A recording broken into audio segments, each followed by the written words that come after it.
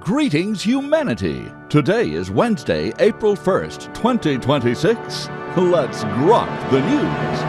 I'm Robert Gardner, using Grok, the most truthful AI in the world, each weekday to help me search out and to summarize the biggest headlines in the news today. You also get the unparalleled benefit of this observer's opinions. We briefly review a roundup of the most critical reports in the world. But first, and mostly in this special report, another deep dive into today's ongoing top story, the conflict in Iraq. Right after this. God with Us, the story of Jesus, is a full blending of all the Gospels into one continuous narrative that misses nothing from the Savior's life. Inspired by the majestic text of the King James Bible, God with Us is adapted to modern language, formatted for easy reading. A faithful paraphrase, divided into brief stories fit for daily Bible study, this book was researched to present the story of Jesus from his birth to his ascension. Find God with Us by Robert Gardner, that's me, at Amazon.com or wherever books are sold. And now, let's grok the most important news in the world today, starting with our lead story, Dateline, Washington, D.C. President Donald Trump signaled that the United States will exit military operations in the Iran war within 2 to 3 weeks, telling reporters a deal with Tehran may still be possible before then, as he prepares to address the nation at 9 o'clock Eastern Time.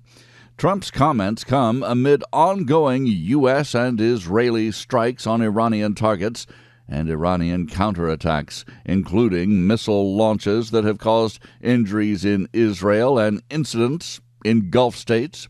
He emphasized an America-first approach, suggesting allies should secure their own oil supplies and downplaying the need for U.S. forces to reopen the Strait of Hormuz by force.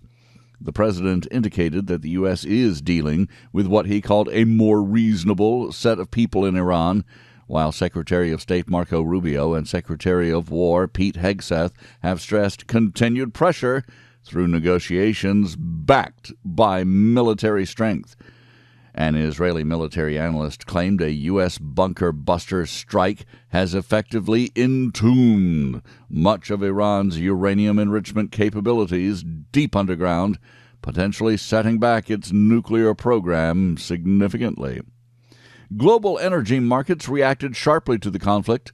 U.S. gasoline prices topped $4 a gallon for the first time since the Biden administration, with diesel hitting records in several states and airlines raising fees due to soaring fuel costs. Stock markets, however, rallied on hopes of de-escalation, with the Dow surging nearly 1,000 points in one session. Asian shares also rose on Trump's timeline comments. This observer expects that U.S. gasoline prices and fuel prices will drop as soon as this conflict is over because, well, the U.S. has its own fuel. Sorry, European so-called allies. The war has strained families inside Iran, with reports of bitter rows and relatives disowning each other over divided loyalties.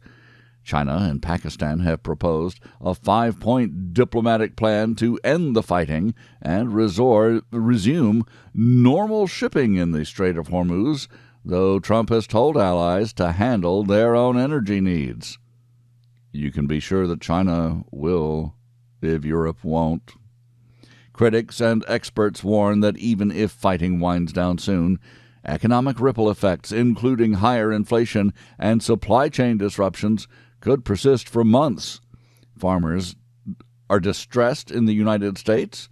There are long lines for fuel in places like Myanmar, and this highlights the broad impact around the globe.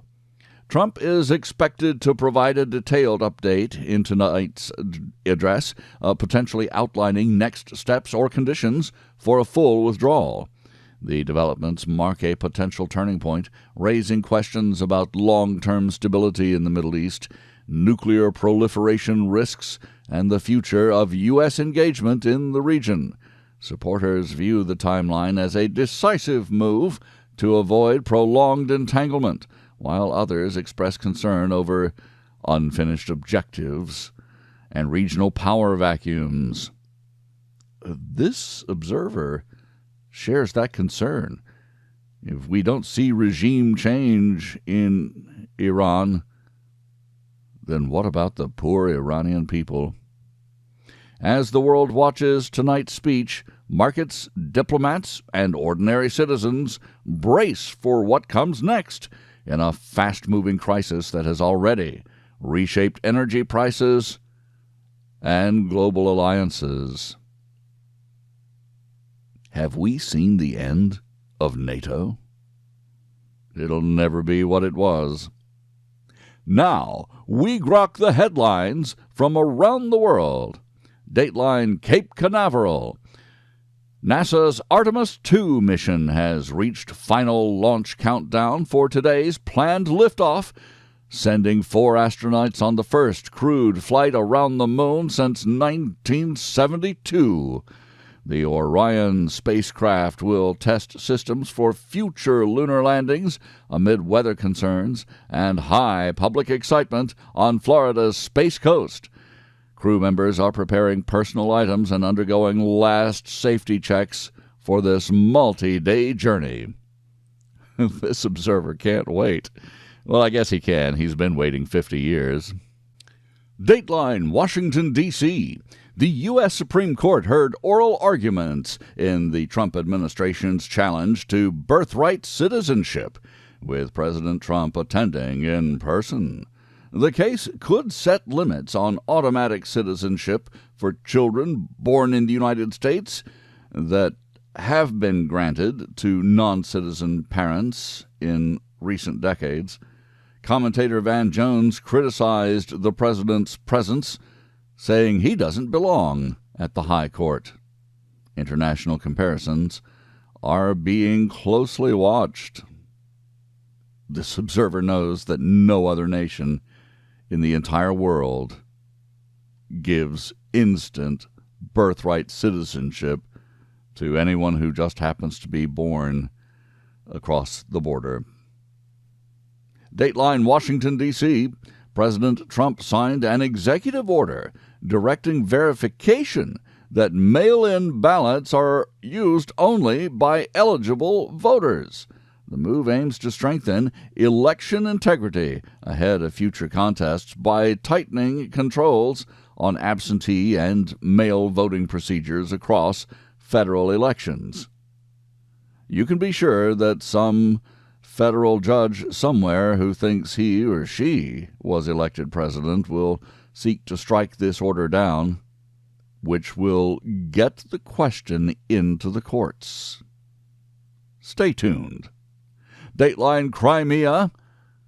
A Russian military plane crashed in annexed Crimea, killing 29 people on board. The incident adds to ongoing losses for Russian forces amid the broader regional tensions, though details on the cause remain limited in initial reports. Dateline Baghdad, Iraq. American journalist Shelley Kittleson has been kidnapped in Baghdad, with Iraqi authorities launching a search. The abduction of the U.S. passport holder has raised concerns for media safety in that country, liberated by America, as regional conflicts continue. Dateline Rome. Italy missed out on qualifying for the 2026 World Cup for the third consecutive time, prompting national disappointment and talks of a World Cup curse. Meanwhile, Iraq and Turkey advanced in qualifiers, completing parts of the 48-team tournament lineup.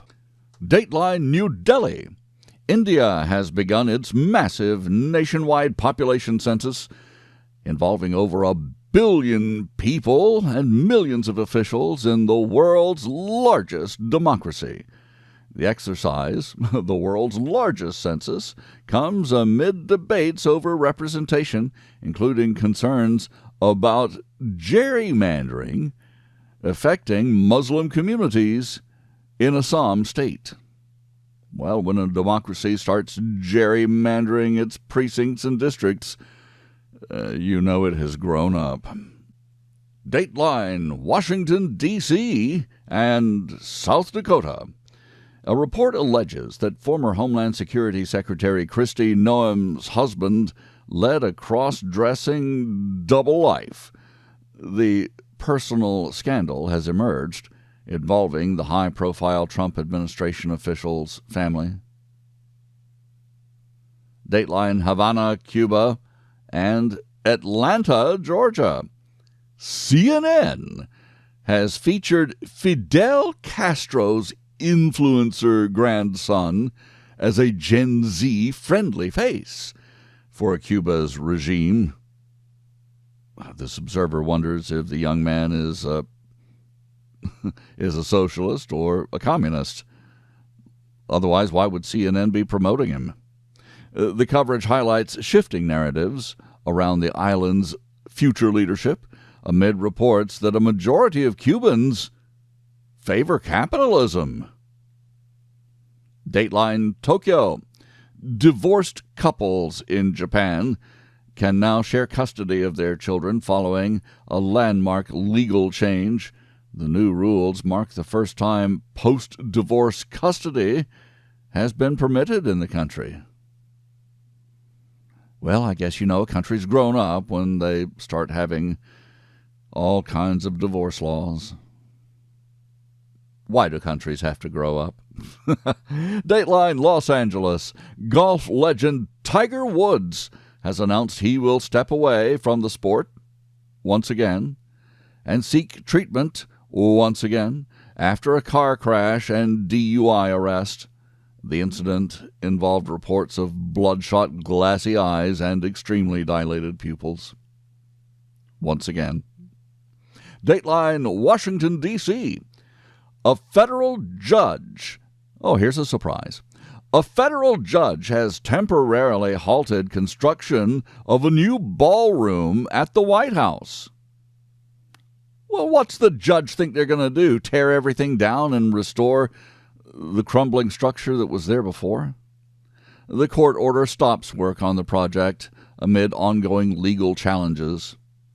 This observer wonders what law this judge thinks he's standing on. Or she. I don't know. Maybe the judge doesn't either. Dateline, Stanford, California. Stanford University has won a legal battle to retain the diaries of Mao Zedong's secretary. In case you don't know, Chairman Mao was the greatest serial killer in history. The communist leader purged millions upon millions upon millions by violence and starvation back during his great push. The court decision preserves the historical documents against claims for their return or any other actions of the kind. And this observer doesn't care. Sorry, that wasn't really news. Consider that your April Fool's prank for the day, even though it is a true story. But I thank you for listening. Please join me tomorrow to once again grok the news. I'm Robert Gardner. Godspeed and God bless.